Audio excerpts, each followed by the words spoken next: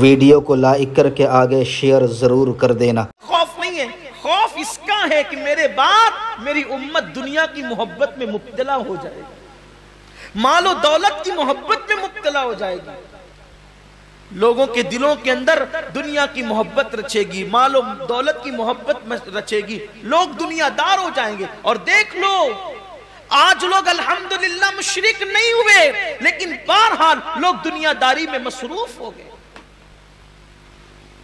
دنیا کی محبت اس قدر لوگوں کے دلوں میں آ گئی ہے کہ اللہ اکبر، ایک طرف اذان ہو رہی ہے اور ایک طرف دکان ہے تو لوگ نماز پر دکان کو ترجیح دیتے۔ کیا وہ حسین اور خوبصورت دن تھے جب اذان ہوتی تھی تو مسلمانوں کی دکانیں یہ کہہ کے بند ہو جاتی تھی، گاہکوں کو کہہ کے کہ ابھی واپس جاؤ، نماز کے بعد آنا۔ جب تک مسلمان یہ کہتا تھا واپس جاؤ نماز کے بعد آنا، تب تک مسلمان کی دکان پہ کبھی مندی نہیں منڈلاتی تھی۔ جب سے مسلمان کی دکان کا حال یہ ہے کہ اب تو دکان چھوڑ کے نماز جانا تو دور کی بات ہے، بند کر کے جانا تو دور کی بات ہے، مسلمان تو اب گیم بھی کھیلتا رہتا ہے مگر نماز کو نہیں جاتا، فری بیٹھا ہوا ہے تو بھی نماز کو نہیں جاتا۔ اب دکان چھوڑ کے بیچارہ کیا جائے گا؟ جو گیم چھوڑ کے نہیں جاتا، جو کرکٹ چھوڑ کے نہیں جاتا، جو دوستوں کی بارات چھوڑ کر نماز کے لیے نہیں جاتا، وہ دکان چھوڑ کر کے کیا کیا؟ ہم نے تو ایسے بھی بزرگوں کی زندگی پڑھی ہے کہ کسی نے آ کر کے خبر دی کہ بیٹے کا انتقال ہو گیا ہے تو کہا ابھی نماز کا وقت ہے بعد میں دیکھیں گے، ابھی نماز کا وقت ہے بعد میں دیکھیں گے۔ بلکہ یہ تو نماز ہے، نماز۔ ایک بزرگ کے بیٹے کا انتقال ہو گیا اور آپ جا رہے تھے امام اعظم کی بارگاہ میں علم حاصل کرنے کے لیے، تو انہوں نے فرمایا کہ ابھی میں پڑھنے جا رہا ہوں، تم جا کر اس کو دفن کر دو۔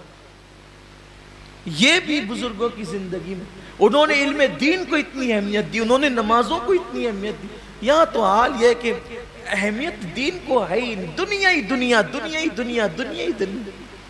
بلکہ اب تو عبادت بھی کرتے ہیں دنیا کے لیے، نماز بھی لوگ اس لیے پڑھتے ہیں کہ نماز پڑھوں گا تو تھوڑا مالدار ہو جاؤں، حج کروں گا تو مالدار، بلکہ یہ بھی ہے کہ فلاں بزرگ کی فاتحہ کرنے سے مال ملتا ہے، مال زیادہ آتا ہے، تو اسی نیت سے لوگ، میں نے بہتوں کو دیکھا ہے 11ویں اس نیت سے کرتے ہیں کہ 11ویں کرنے والے جلدی مالدار ہوتے ہیں۔ واہ رے واہ، بڑے پیر کی 11ویں کو کتنا سستے میں بیچا تم نے۔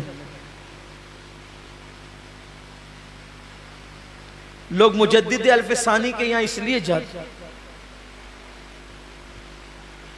بلکہ حضرت مجدد صاحب کے یہاں وہ بھی جاتے ہیں جو اور جگہ کے لیے منع کرتے ہیں، اس لیے کہ مجدد صاحب کے مزار کی خصوصیت یہ ہے جو وہاں حاضری دیتا ہے وہ مالدار ہو جاتا ہے۔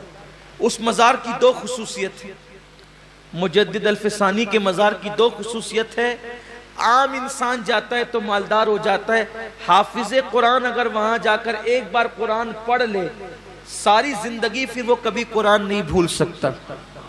مجدد صاحب کی مزار کی فضیلت یہ، اسی لیے بڑے بڑے بدعتیوں کو وہاں پر قرآن پڑھتے دیکھا گیا، 8-8 دن کے لیے آتے ہیں، 5-5 دن کے لیے آتے ہیں، پورا سناتے ہیں۔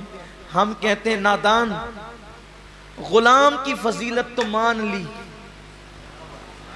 جس نے وہاں سے نعمتیں پائی اس کو کیوں نہیں مانتا؟ بات یہ ہے، اس کو کیوں نہیں؟ لیکن میں یہ کہنا چاہتا ہوں 11ویں کی عظمت اپنی جگہ، لوگ ہر مہینہ غریب نواز کے یہاں جاتے ہیں کہ غریب نواز نوازتے بہت جلدی، ہر چھٹی جاؤ تو بہت جلدی مال آتا ہے۔ میں کہتا ہوں جاؤ، ہر چھٹی نہیں بلکہ بار بار جاؤ، انگنت بار جاؤ، مگر نیتوں کا قبلہ درست کر لو۔ ارے جو مال کے لیے جا رہے ہو مال ختم ہو جائے گا، کبھی اس لیے بھی تو جاؤ یا غریب نواز مال تو بہت دیا ہے اب ذرا اللہ سے بھی ملا دے۔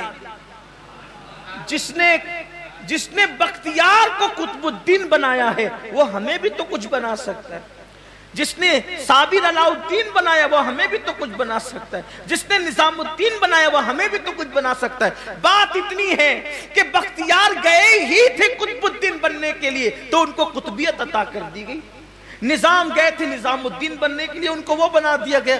ہم جاتے صرف بیٹی کے رشتے کے لیے، بیٹے کے رشتے کے لیے، بچوں کے لیے، بھائیوں کے لیے اور روزی مانگنے کے لیے، تو ہمیں اتنا ہی کچھ ملتا ہے۔ حالانکہ وہ لوگ جب لوگ مجھ سے یہ کہتے ہیں نا کہ حضور سے کہنا کہ میری بھی جھولی بھر دے، تو مجھے تکلیف ہوتی، تو کیا اور تیری جھولی کیا؟ ارے جیسا سخی ہے ویسا مانگ، یہ کیوں کہتے ہو کہ ہماری جھولی بھر دو؟ جھولی چھوٹی ہوتی ہے اور ان کی عطا بڑی ہوتی ہے۔ جھولی بھرنے کی بات